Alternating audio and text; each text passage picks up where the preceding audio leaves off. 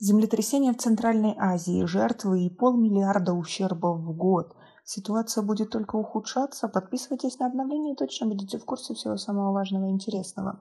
Центральная Азия сталкивается с целым рядом стихийных бедствий, но землетрясения представляют собой самый высокий риск с точки зрения потенциальной гибели людей и экономического ущерба. Значительная территория Центральной Азии, включая почти все крупные города, находится в зоне высокого сейсмического риска. За последние 100 лет в каждой стране региона происходили сильные землетрясения, унесшие жизни сотен тысяч людей, нанесли ущерб в миллиарды долларов. Землетрясения – это колебания земной поверхности и подземные толчки, происходящие в результате движения тектонических плит. Даже при отсутствии сильных землетрясений в регионе погибает 200 человек. Это говорит о той стабильной опасности, которая присутствует в ежедневной жизни каждого жителя региона.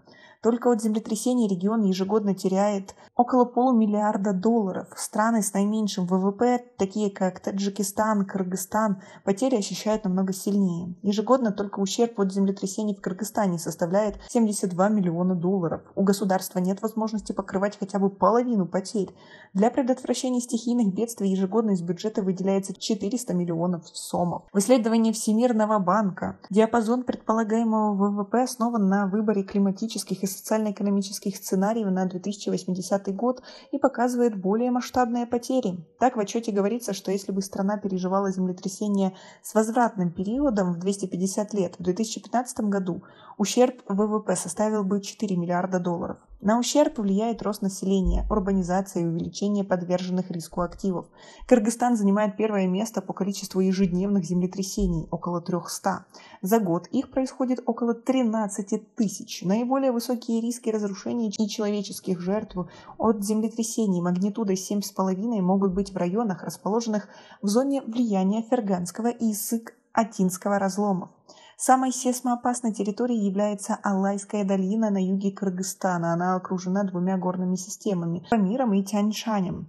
Другой опасный район – Иссык-Кульская область, которая входит в зону северного Тянь-Шаня и южного Ферганского разлома. В Кыргызстане землетрясения, как в Турции, происходят раз в 3000-5000 лет. Силой в 5-6 баллов в один раз в 50-60 лет. Неощутимые около 300 раз в сутки.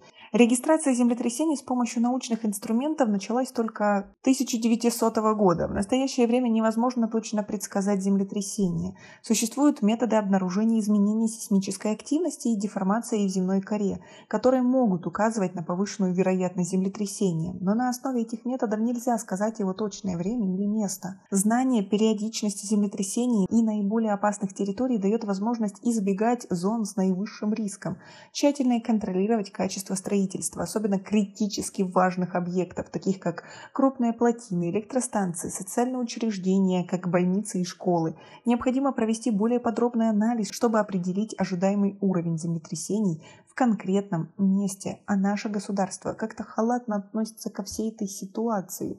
Им важнее, чтобы это было быстро, красиво и недорого, чем позаботиться о безопасности жителей. Ведь когда происходит землетрясение, то многие дома трясутся, а некоторые даже трескаются, что может привести к обвалу. Но почему-то нормы, которые должны придерживаться в сейсмоопасных зонах, не всегда учитываются, что подвергает опасности местных жителей. А как вы думаете, насколько безопасно у нас в стране и в каком регионе наиболее? У нас пока на этом все. Оцените наше видео подпиской и лайком. До скорой встречи.